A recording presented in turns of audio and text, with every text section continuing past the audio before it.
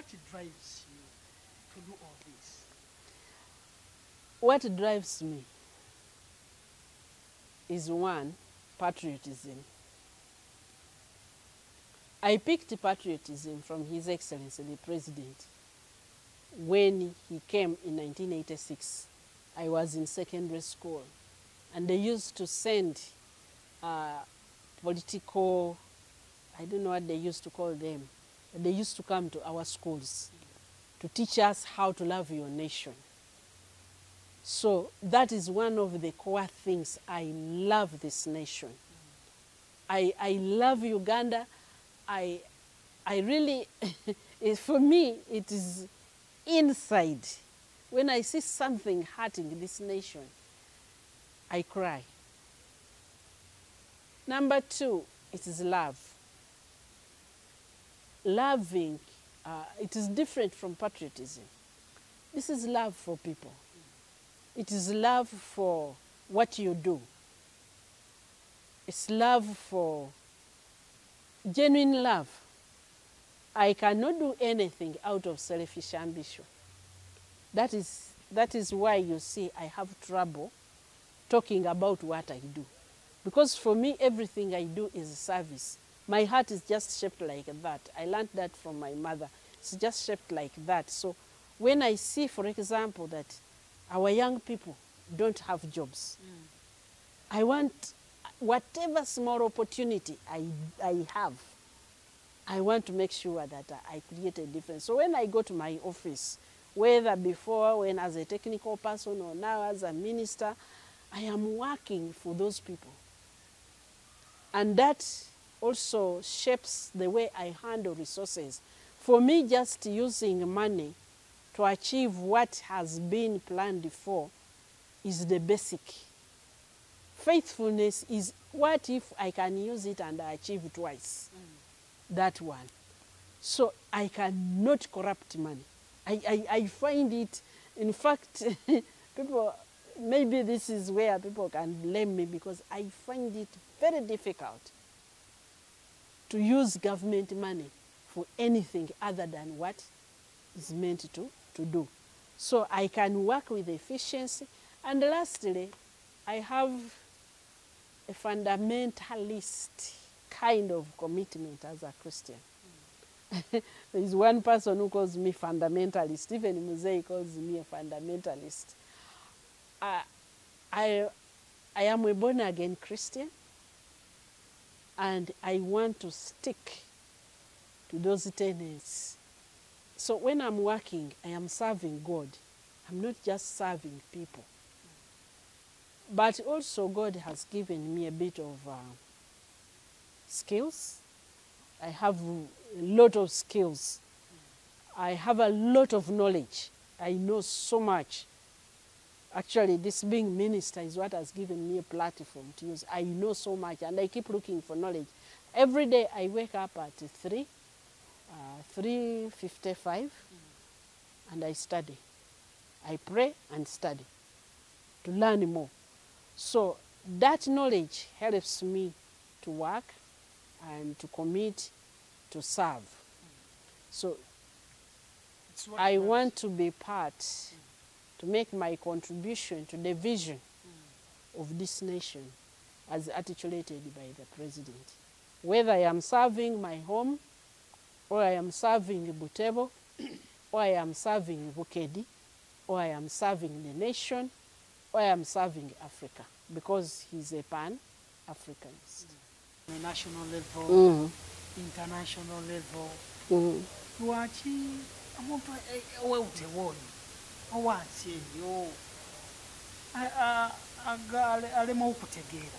ati ano ndine weakness mweza tinetumulirira era niye complaint n'abanange bombona omu government gye bankola okola ebintu bingi neeto bitumulako kubanga nze nyingira omukintu okukola mba so busy nimbweramu kale tinetumulirira ino era ebintu bino ebindi ebyentumulako abantu abandi luno niyo olubasooka okola niki okuwulira ne it is weakness egendi ugezyako okola niki okulwanisa kyevona ati ane nakuge era ndowooza iwe okutandikawo omukutu guno ogwa Bukedi Times nicyo kiyambire abanabutebu okola niki abanabukedi okutegeera nti omusenere ebintu ebimu tubaire n'obunafu mu communication tubaire n'obunafu obwo mbwikirirya naye nga banabutebu kantu muleko ku buntu butontono bwenkolereko nasomeire natandikira okusoma kodiiri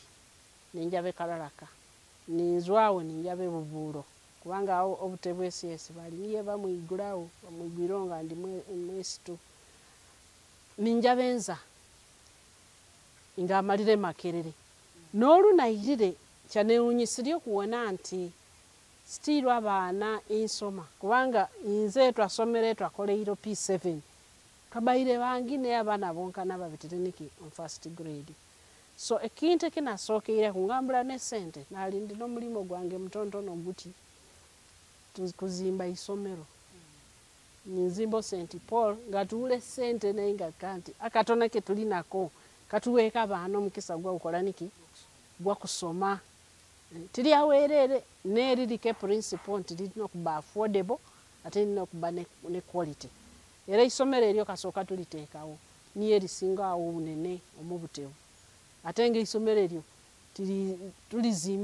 ngizimbire n'akasente kange nkola ekiseera emyaka mingi nga njaba ninkola ninfuna omusaala ninsasula kabasomesya nkola ninfuna omusaala ekiseera kyatuukire naddala awo omuyuzi gavumenti yaleetairo universal secondary education atyanawo netufunanga kasente omu gavumenti nebatandika okusasulako emyeri egisinga neera sitiiru buli mwaka emyeri 2 omu mwaka ndina okunooniya esente nimbasasula kubanga nyongera ine fees abaana basinga tibakole niki tibasoole ate nga so bakolake contribution ne tosasula ku myeri oti 10 gine 2 nga aka dokita tuulamu era balina okuyiza tete nze nkwata omunsawo ninsasula nenga ekyo kintu nkikola n'omwoyo gumo kubanga nze maite okusoma ekikwankoleire era awula kintu ekyensobola okukolera butewe kisinga ng'okuwa obaana opportunity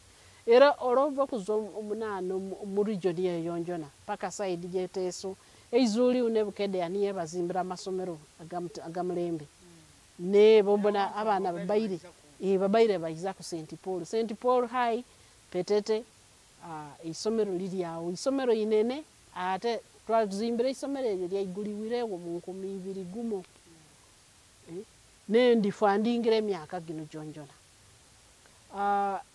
ebudaka ninteekawo obudaka integrated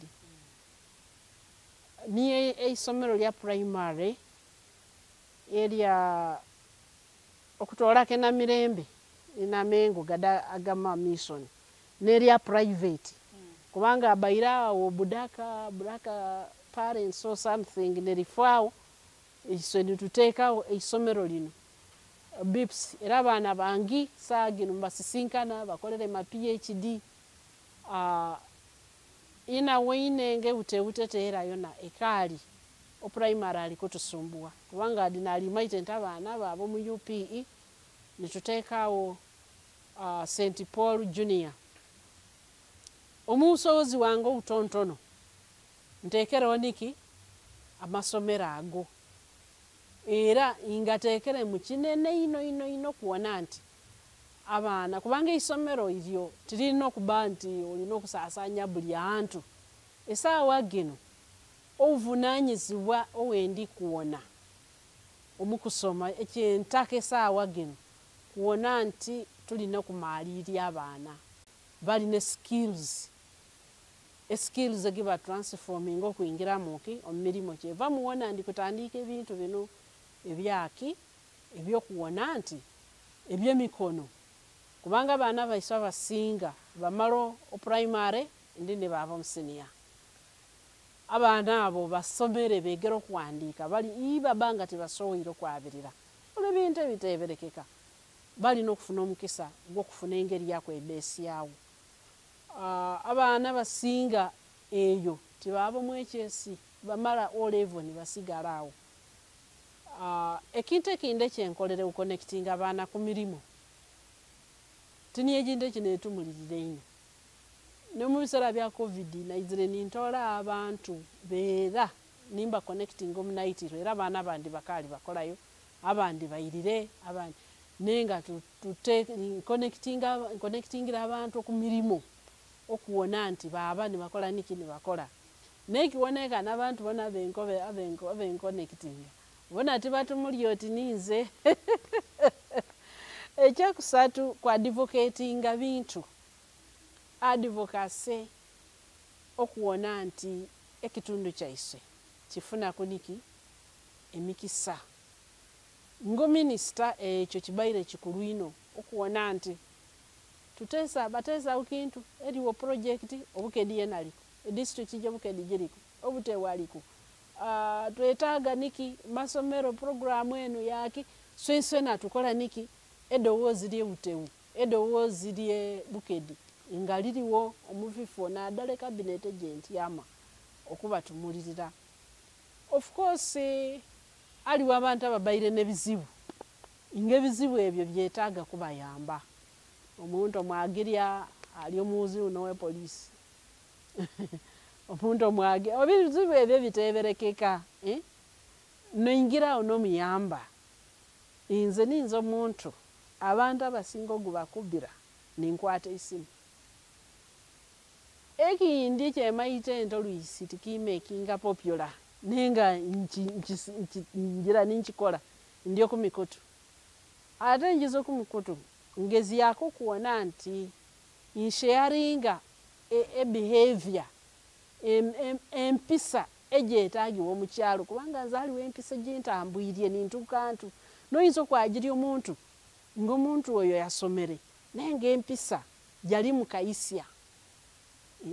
mukaisya kwa abe maiso chevone mikuto jembaku nteka ke discipline imaite nti munyiga temutaka ne ali wempisa ejiukaisya ate Luisi ono tukire ko stage eyo yakuba muntu mukuru olyo kumukutu nenge ntumule jotumulamu respect jotawa abantu kitegeeza nti wamisingire kale inzengo mukulembeze ntwalo obuvunanyizibwa obwo Luisi abantu I go inbox ekisembayo has been mobilization OPDM na kituwaire inga personal project okuwona nti ebukedi to mobilizing OPDM era OPDM niye project babaye batuletera ma project mangi nama project yago gatubita ubiti mungalo era ukisanja kino nja kwongera ke myoga nto myoga ena mukwata kubanga OPDM twasomeserye obukedi okuzo okupalisa paka okubusiya buli district na mobilizing aba minister abazumu kinani buli minister ngali in charge of 2 districts nzenga supervising abombona okuwona nti to mobilizing the district ejo jonjona ero PDM obukedi niye project ejitwakusoko okufunamu project gidigizanga olwo kuwula efocus yeyo ere ebute unenyumiriza ino PDM kubanga nze no chairman okurutu tyaime nitukola niki nituwewayo naba technical officers tukati twawukola PDM era nitutambula parish ku parish nga tumobilizinga nga tusomesya awula parish jenkali kutukanga kumu oku PDM era kyevuono PDM eutewo ali very prosperous kale aliwe ebintu bingi bikwata okuba individuals tinasolo kumalayo ne Luisi abantu bako bantu omusenera tuulamu mukisa banango kubano minister mu district yanyu kintu kikulu ino era ngezeriyeko okuwona nte torch tujje kubomu butebu no kuwaye support yonjona eje tuso